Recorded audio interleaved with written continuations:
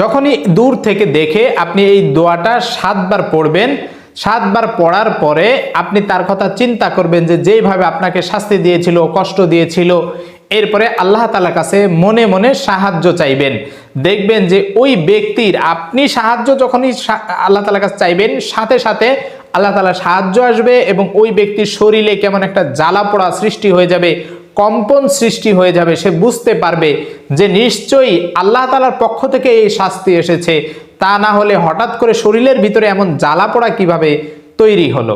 আসসালামু আলাইকুম রাহমাতুল্লাহি ওয়া বারাকাতুহু। প্রিয় দিনী ভাই বোন বোনেরা, আজকে আমরা জানবো প্রিয় নবী সাল্লাল্লাহু আলাইহি ওয়াসাল্লামের এমন একটি শিখানো দোয়া, যেই দোয়াটা পড়ে আপনি যদি চান আপনার শত্রু রয়েছে যারা, তাদেরকে কঠিন শাস্তি দিতে পারেন। এই দোয়াটার মাধ্যমে তাদের শরীরে আগুন ধরিয়ে দিতে পারেন, এমনভাবে তাদের শরীরে আক্রান্ত করবে যে আপনি তাদেরকে দেখেই দোয়াটা পড়বেন আর আল্লাহ তাআলার কাছে সাহায্য চাইবেন, যেটা প্রিয় নবী সাল্লাল্লাহু আলাইহি ওয়াসাল্লাম যেভাবে শিখিয়েছেন। এইভাবে সাহায্য চাইলে নিঃসন্দেহে আল্লাহ তাআলা আপনাকে সাহায্য করবেন এবং গায়েবীভাবে আল্লাহ তাআলা তাকে শাস্তি দিবেন এমনভাবে যে দোয়াটা পড়ার সাথে সাথেই কারেন্টের মতো কাজ করবে, তার শরীরে জ্বালা পোড়া সৃষ্টি হয়ে যাবে।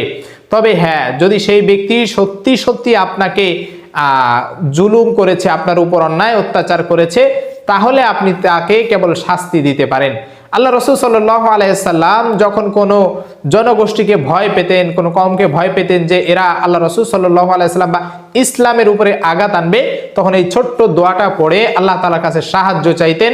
সঙ্গে সঙ্গে আল্লাহ তাআলা ফেরেশতা পাঠিয়ে দিতেন এইভাবে সাহায্য করার জন্য।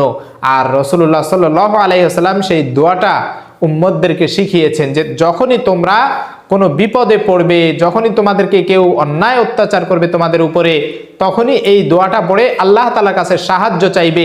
দেখবে যে মুহূর্তের ভিতরে আল্লাহ তাআলা গায়েবীভাবে তোমাকে সাহায্য করবে এবং যেই অন্যায়কারী, জুলুমকারী তোমাকে অন্যায় অত্যাচার করেছে, তাকে আল্লাহ তাআলা শাস্তি দিবেন। তাই এই ছোট্ট দোয়াটা আমরা শিখবো। প্রিয় দিনী ভাই এবং বোনেরা, মানুষ মানুষের উপর অনেক সময় জুলুম নির্যাতন করে শুধু শুধুই নিজের ক্ষমতা বলে, বিশেষ করে ভাই ভাইয়ের উপরে, এরপরে দেখা যায় যে প্রতিবেশী প্রতিবেশীর উপরে, বা একজন অনেক টাকা পয়সাওয়ালা আধিপত্য বিস্তার করাকে কেন্দ্র করে অসহায় এমন গরিব দরিদ্র রয়েছে অনেক, তাদের উপরে অন্যায় অত্যাচার করে। বা অনেকে আমাকে কমেন্ট করে থাকেন যে হুজুর, আমি এতটাই বিপদে পড়েছি যে আমি একজনকে টাকা ধার দিয়েছি, তাকে টাকা দেওয়ার পরে সে আমাকে টাকা দিচ্ছে না, আমি কিভাবে টাকা তুলতে পারি। যখনই তাকে আমি বলি আমার টাকাটা ফেরত দেওয়ার জন্য, তখন সে আমাকে হুমকি ধামকি দেয়, আমাকে ভয় দেখায়। এই শত্রুর ব্যাপারে কি বলবেন, এমন অনেকেই কমেন্ট করে থাকেন। তা আমি আপনাকে পরামর্শ দিব, এই আমলটা করে যান।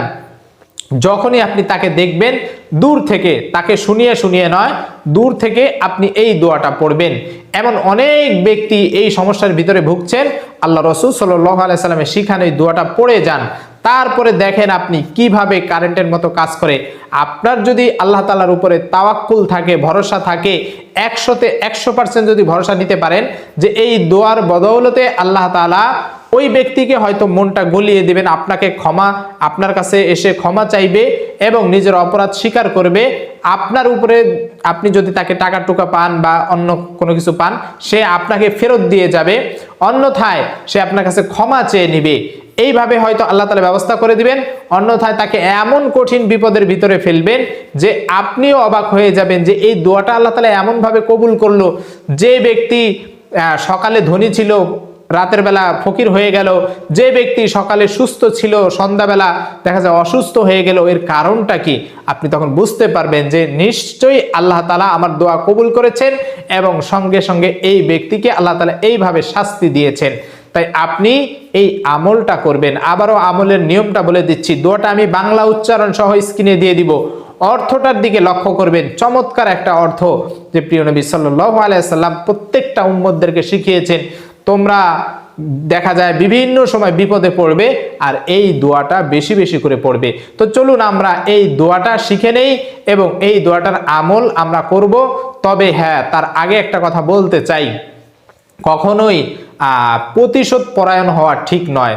দেখা যায় যে আমাকে কেউ অন্যায় অত্যাচার ভাবে মারধর করেছে, আমিও যদি তাকে মারধর করতে চাই, শাস্তি দিতে চাই, তাহলে সেই ক্ষেত্রে তার আর আমার ভিতরে কোনো পার্থক্য থাকে না। তাই উচিত হচ্ছে ক্ষমা করে দেওয়া। আপনি যদি এমন হয় যে এমন বিপদ যে তাকে আসলে ক্ষমা করলে এই ব্যক্তি শুধরাবে না, সেটা ভিন্ন বিষয়। যদি শুধরিয়ে যায় এমন মনে হয় আপনার কাছে, তাহলে তার হেদায়েতের জন্য দোয়া করবেন।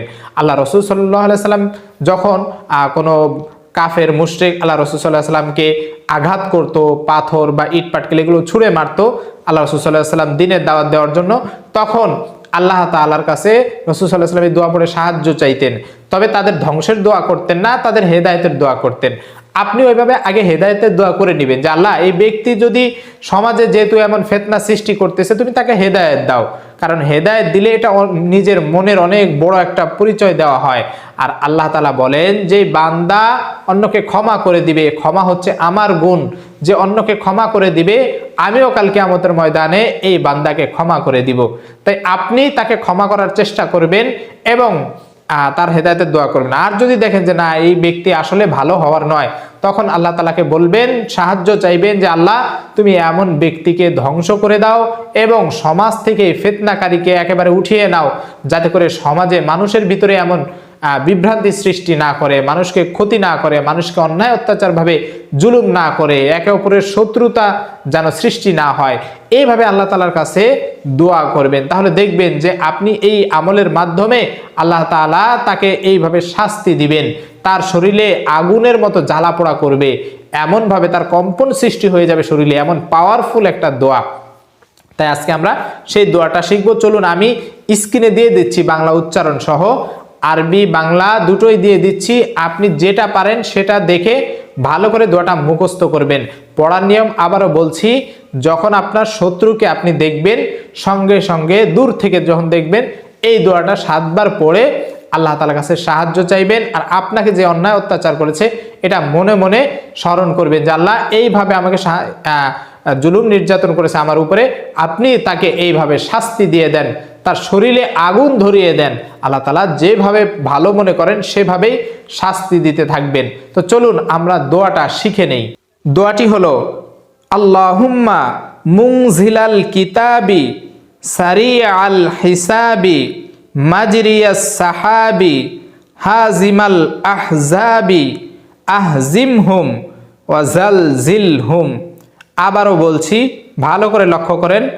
আল্লাহুম্মা মুনজিলাল কিতাবি সারিআল হিসাবি মাজরিয়াস সাহাবি হাজিমাল আহজাবি আহজিমহুম ওয়া জালজিলহুম। অর্থ হচ্ছে, হে আল্লাহ, কোরআন অবতীর্ণকারী, দ্রুত হিসাব গ্রহণকারী, মেঘকে পরিচালনাকারী, শত্রু বাহিনীকে পরাজিত ও প্রতিহতকারী, তাদের দমন ও পরাজিত করুন, তাদের শরীরের মধ্যে কম্পন সৃষ্টি করে দিন। কত চমৎকার একটা দোয়া, এবং অর্থটার দিকে একটু যদি লক্ষ্য করে থাকেন তাহলে বুঝবেন যে আল্লাহ তাআলার কাছে প্রথমে আল্লাহ তাআলার প্রশংসাগুলো করা হয়ে যাচ্ছে, এরপরে আল্লাহ তাআলার কাছে সাহায্য চাওয়া হচ্ছে যে আল্লাহ, আপনি তো সকল ক্ষমতার উৎস, আপনার কাছেই আপনি তাদেরকে এইভাবে ধ্বংস করে দিন, তাদের শরীরে জ্বালা পোড়া করে দিন, তাদের শরীরে কম্পন সৃষ্টি করে দিন, যাতে করে অন্যের উপরে অত্যাচার করার আগে 1000বার চিন্তা করে। এইভাবে দোয়াটা পড়ে আপনি আল্লাহ তাআলার কাছে সাহায্য চাইবেন। যত বড়ই শত্রু হোক না কেন, আল্লাহ তাআলার কাছে সে একেবারে নগণ্য, তাকে তুড়ি মেরে আল্লাহ তাআলা একেবারে শাস্তি এমনভাবে দিবেন, তার আজীবনের জন্য শিক্ষা হয়ে যাবে। তাই প্রিয় দ্বীনী ভাই এবং বোনেরা, রাসূল সাল্লাল্লাহু আলাইহি ওয়াসাল্লামের শিখানো এই দোয়াটার উপর আমরা আমল করব। ইনশাআল্লাহ দেখবেন যে যত কঠিন বা যত বড় শত্রুই হোক না কেন, আল্লাহ তাআলা সেই শত্রু থেকে আপনাকে হেফাজত করবেন, তাকে শাস্তি দেওয়ার জন্য দায়িত্ব আল্লাহ তাআলা নিজে নিয়ে নেবেন। আল্লাহ তাআলা আমাদের সকলকে এই ধরনের সমাজের শত্রুদের থেকে হেফাজত করুন। আমিন। ওয়া আখিরু দাওয়ানা আলহামদুলিল্লাহি রাব্বিল আলামিন। আসসালামু আলাইকুম ওয়া রাহমাতুল্লাহি ওয়া বারাকাতুহু।